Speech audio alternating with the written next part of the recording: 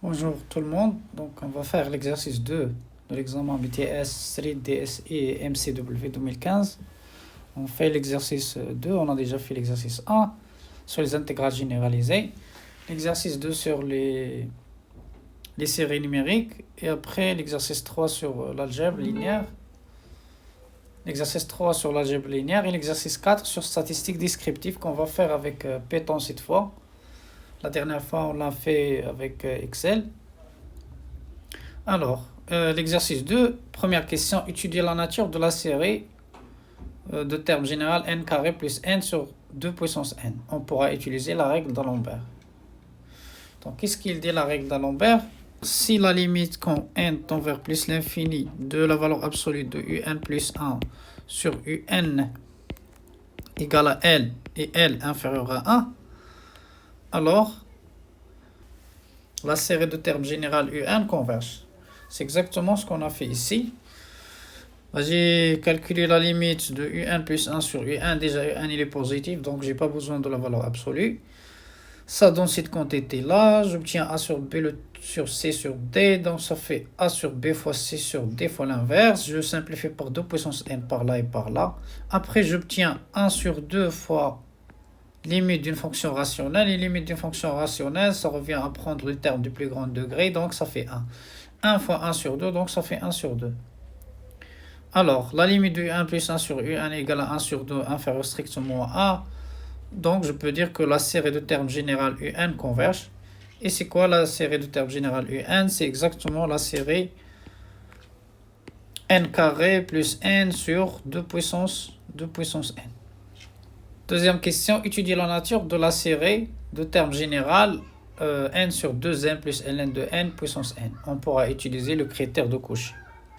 Donc, critère de Cauchy, il dit que si la racine énième de un tend vers L quand n tend vers plus l'infini et L inférieur strictement à 1, alors la série de termes général un converge.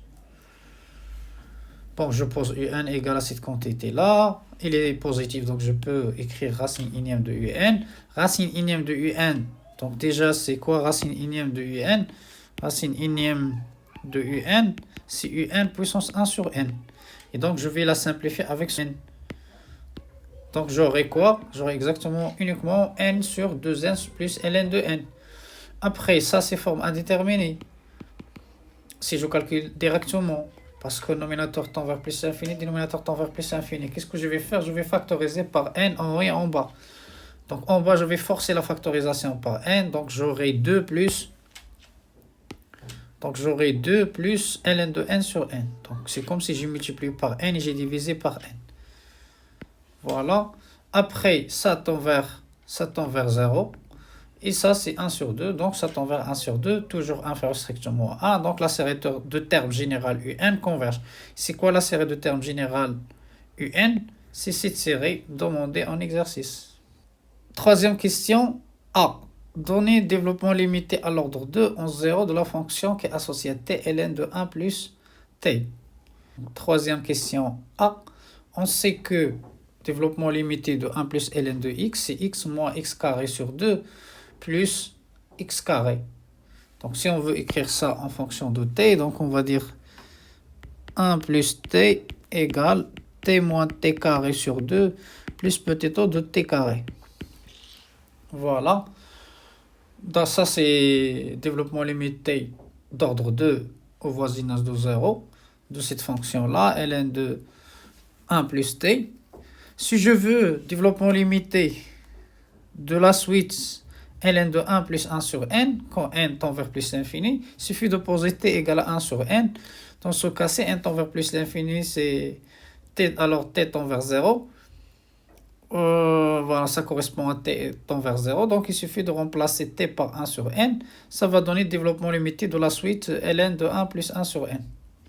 Et voilà, c'est ce qui est demandé. La question B montrer que 1 sur n moins ln de 1 plus 1 sur n est équivalent à 1 sur 2n carré. Donc, bon, la première question, c'était ça. La deuxième question, on va déterminer un développement limité de 1 sur n moins ln de 1 plus 1 sur n. On a déterminé le développement limité de ln de 1 plus 1 sur n. Je multiplie par moins, j'obtiens ça. Et j'ajoute 1 sur n, j'obtiens exactement cette quantité-là. Donc voilà, j'ai pris ça, j'ai multiplié par moins, j'ai ajouté 1 sur n, j'obtiens ça. Ça veut dire que limite de cette quantité sur 1 sur 2n carré, ça fait 1. Donc ça veut dire que cette partie-là est équivalente à cette partie au voisinage de plus l'infini. Voilà, c'est ce qui est demandé. La question C, en déduire la nature de la série 1 sur n moins ln de 1 plus 1 sur n. Donc ça, c'était la question B. La question C, c'est ça.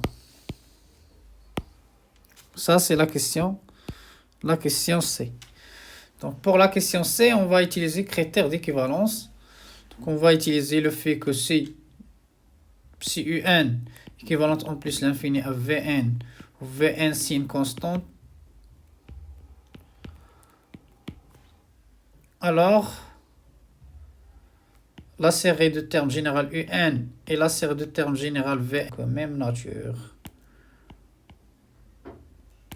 Voilà.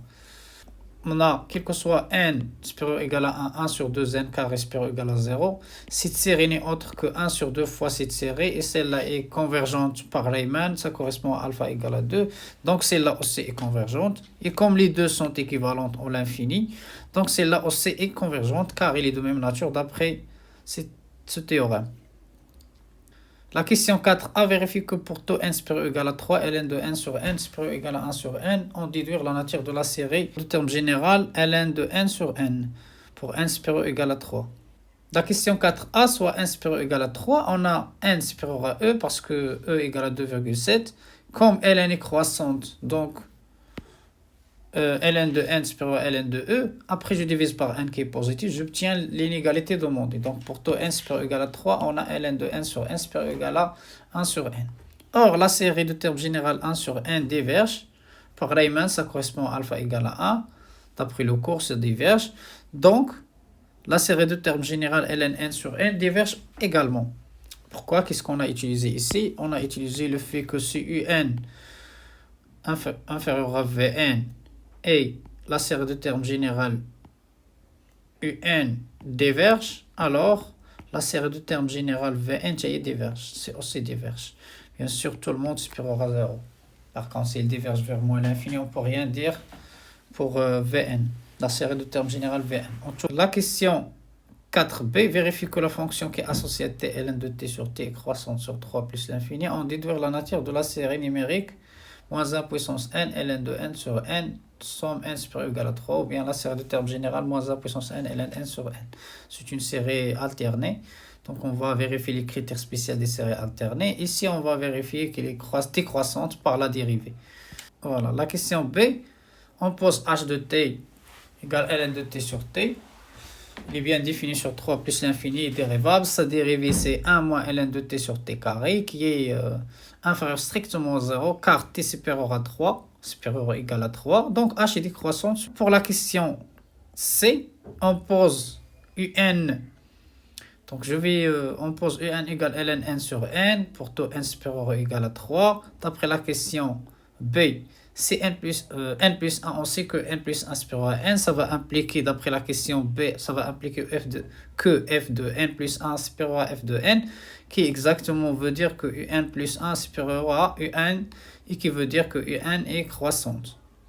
Or, la suite un est positive, et sa limite à l'infini c'est 0.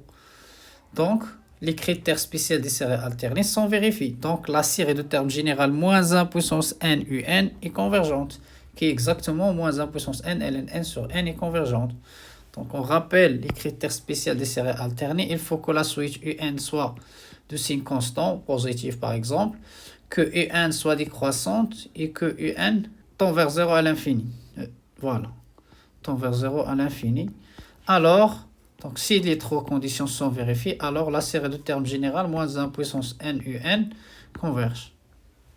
Remarque, la série de termes général moins 1 puissance n ln n sur n, ils convergent simplement, pas absolument, car on a déjà démontré que la série n supérieur égal à 3 ln de n sur n diverge.